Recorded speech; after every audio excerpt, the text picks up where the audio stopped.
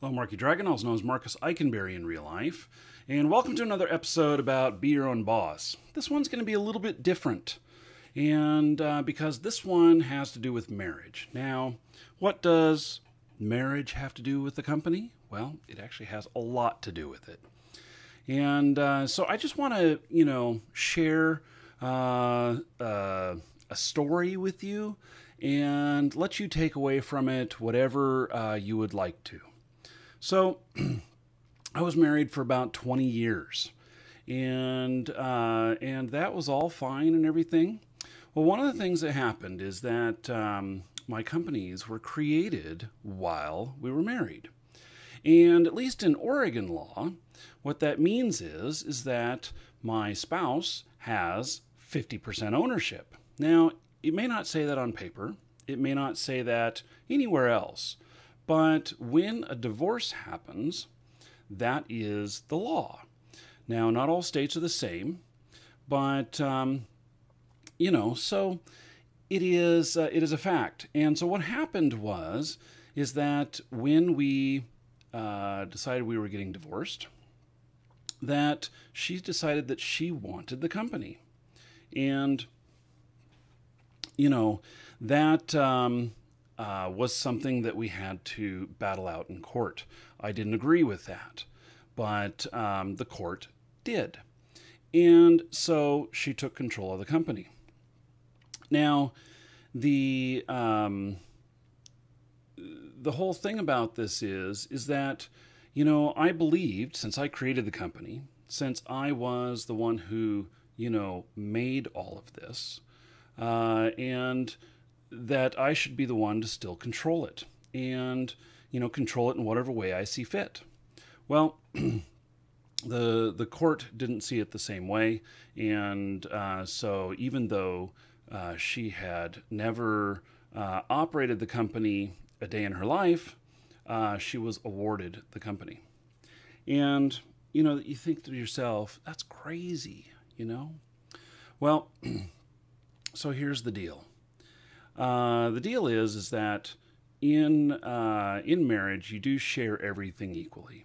If you don't, it's not a very good marriage.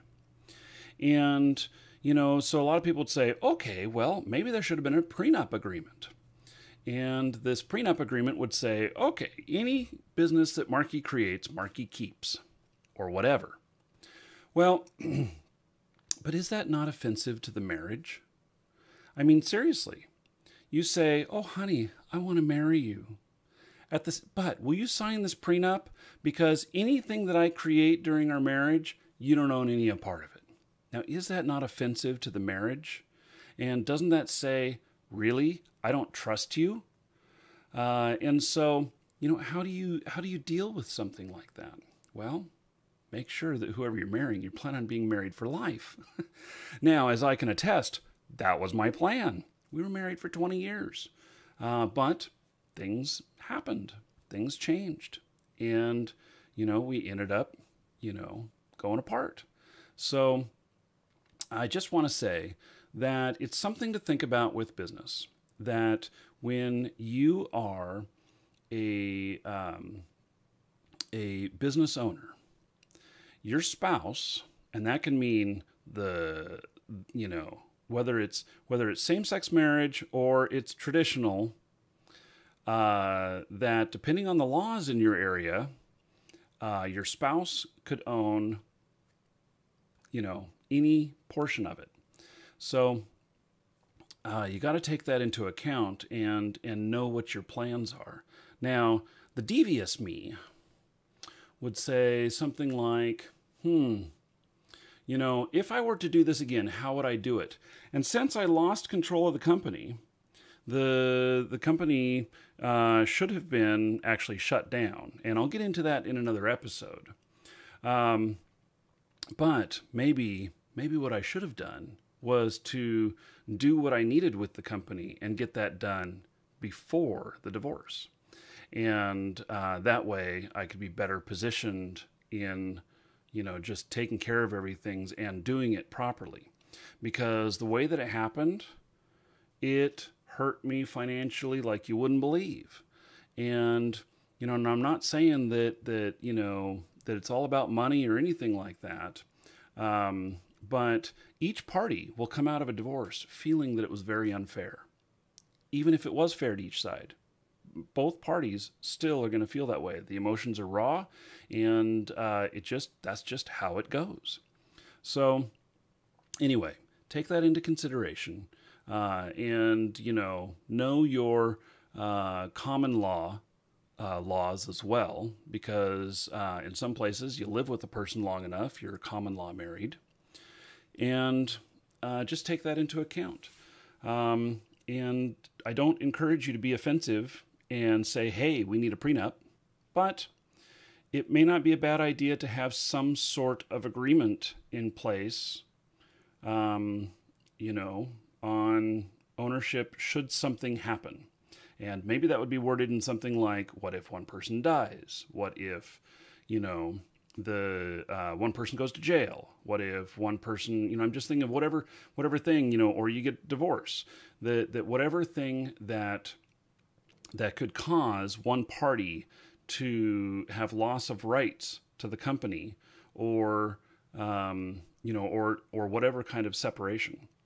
So just something to think about. It's something that I really didn't think about, and I can tell you that having not planned to get divorced in the first place, I just never thought about it until it was at that point where I realized that she wanted the company. And I thought, this is crazy. Why? Never operated before. And it was all about power. She didn't have power before to really have a lot of say in the company and everything, because I'd always run it. And, so she wanted to exert power now. And she was successful. So my final words are that, years later, I have remarried, and I did not require a prenup. And I know what happened before, but at the same point, the idea of a prenup, before getting married, to me, is so offensive to the marriage. And it's just not something that I could do, because to me, if I want a prenup before I get married, it says to me, I don't plan on being here forever. And marriage is about being together forever. So there's my thoughts. Hope that helps. I know that it doesn't matter in most cases, because you don't win either way in a divorce. But maybe that'll give you a little bit more insight on how to better deal with it. I'm Marky Dragon. Take care.